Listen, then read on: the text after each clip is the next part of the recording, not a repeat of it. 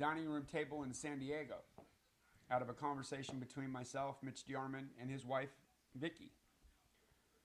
And we were working on content for the weekend, and I was talking about parenting. And I was talking specifically about the importance of, or the attributes, or what it takes to be a good parent, to be a proficient parent. And in that conversation, what came out of that was I realized that the four things that are necessary to be a good parent are responsibility, discipline, sacrifice, and commitment. If those four things are in place and guiding you as a parent, pretty good chance your kid's going to be successful, whatever that means to you. I'm not here to dictate what your idea of success is. As a parent, yeah. But I would say that if those four elements are present, it's giving the child the best possibility for having a successful life. Now, does it mean that the child's going to be successful? No.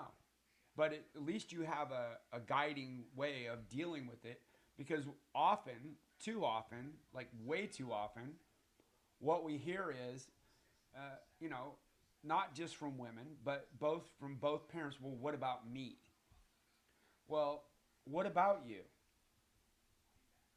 What about you? You're a parent now. And as a parent, how you feel, what you want, how the things that you desire are really irrelevant when it comes to being a parent. Now, if you're not a parent, you're married, all bets are off. Do whatever you want. But when you have brought life into this world, you absolutely have a responsibility. And you better start to discipline yourself. And you better start to learn what it really means to sacrifice for something. And you better know what it means to commit.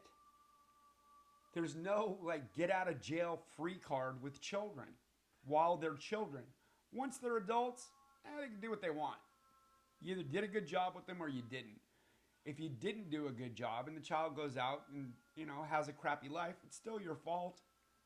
It was your job to give them the skills necessary to be successful in life, to meet their needs, to take care of themselves, and hopefully to raise a family.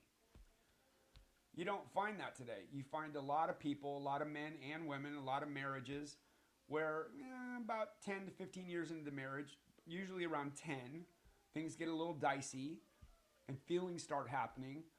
And it doesn't matter how many children are in the marriage, the parent only is thinking of themselves. Well, my children will be better off if I'm just happier. No, they won't. No, they won't. There's no evidence of that. Your children will be better off if you take more responsibility for your choices. Your children would be better off if you discipline your character to not be, at the whim of your feelings. Your children would be better off if you sacrifice to give them a better life than you had.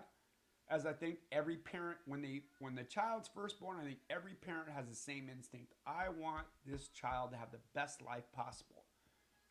And a lot of them will say, and I'll do whatever that takes. And then somewhere in the middle, they decide, no, I didn't really mean that. I wasn't really committed to that outcome.